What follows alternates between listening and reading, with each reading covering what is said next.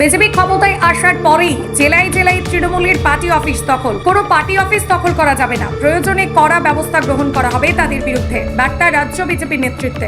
এবার এই পরিস্থিতিতে তৃণমূল নেতার বিরুদ্ধে মন্দিরে জায়গা দখল করে পার্টি অফিস তৈরি করার অভিযোগ ঘিরে চরম উত্তেজনা ছড়িয়ে পড়ল মালদহে। পরিস্থিতি নিয়ন্ত্রণে ঘটনাস্থলে ইংলিশ বাজার থানার পুলিশ এবং কেন্দ্রীয় বাহিনী। মালদহের ইংলিশ বাজার থানার বাগবাড়ি 52 বিঘা এলাকার ঘটনা। জানা গেছে সংশ্লিষ্ট এলাকায় প্রায় 24 বিঘা মন্দিরের জায়গা রয়েছে।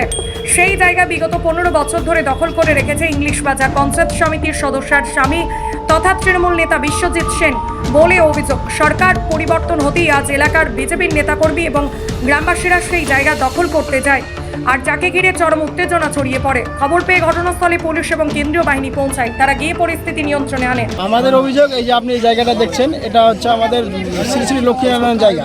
এটা প্রায় 10-15 বছর ধরে টিএমসি লোকজন দখল করে রেখেছিল। আজকে সরকার চেঞ্জ হয়েছে বলে গ্রামবাসীরা এক জায়গায় হয়ে সবাই মিলে জায়গাটা পুনরায় উদ্ধার করতে এসছে। তো সেই জন্য ওরা বিশাল পুলিশ বাহিনী এসছে। পুলিশ বাহিনীর সাথে এখন আমি কথা বললাম, আর আশিস স্যার আমাকে আশ্বাস দিল যে যা আছে আইনের মাধ্যমে হবে, আপনারা আইন হাতে তুলবেন না। এই অভিযোগ এখানে প্রায় 24 বিঘা লক্ষ্মীনারায়ণ জিউ নামে সম্পত্তি আছে, যে সম্পত্তি তৎকালীন সরকার টিএমসি সরকারের আন্ডারে যারা ছিল এখানে তারা এটা জবরদখল করেছিল এবং ভোগ করে খাচ্ছিল।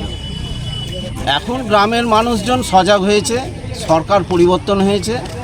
সবাই জানে যে আমাদের ধর্মের সংসারে সরকার এসছে, বিজেপি সরকার এসছে, সনাতন ধর্মের সরকার।